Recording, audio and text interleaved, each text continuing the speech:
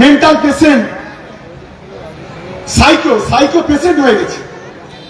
বিশেষ করে শুভেন্দু আর সুকান্ত, এই দুটোর কথাবার্তা শুনে মনে হচ্ছে এদের মনোরোগ বিশেষজ্ঞ দিয়ে চিকিৎসা করতে হবে, তা না হলে এদের রোগটা সারবে না।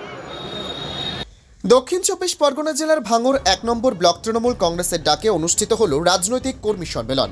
ভাঙড় কলেজ মাঠে অনুষ্ঠিত হয় এই কর্মী সম্মেলন মঞ্চে উপস্থিত ছিলেন ক্যানিং পূর্বের বিধায়ক শওকাত মোল্লা ও ভাঙড় বিধানসভার একাধিক তৃণমূল কংগ্রেসের নেতৃত্বরা।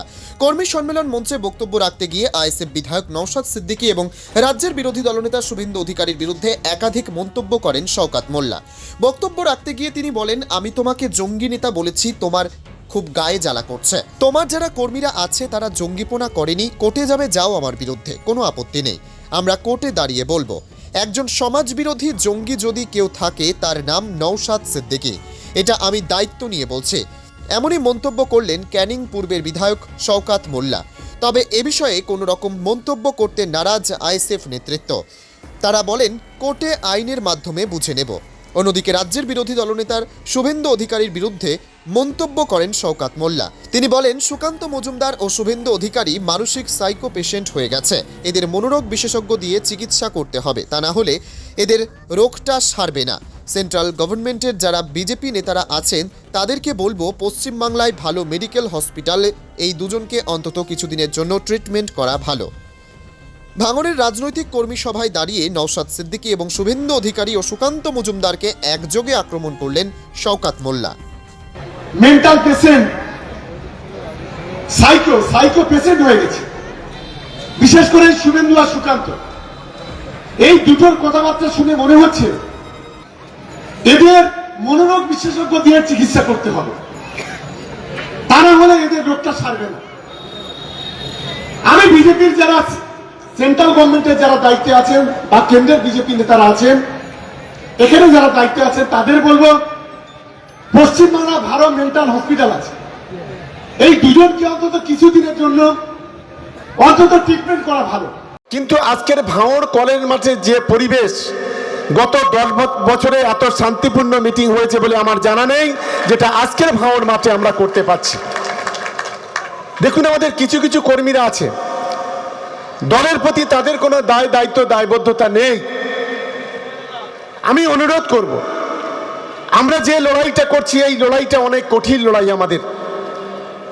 আমাদের লড়াই এই 4 পয়সার খুদে আইএসএফ এর বিরুদ্ধে নয়, এই 4 পয়সার খুদে কিছু সমাজ বিরোধীর বিরুদ্ধে নয়।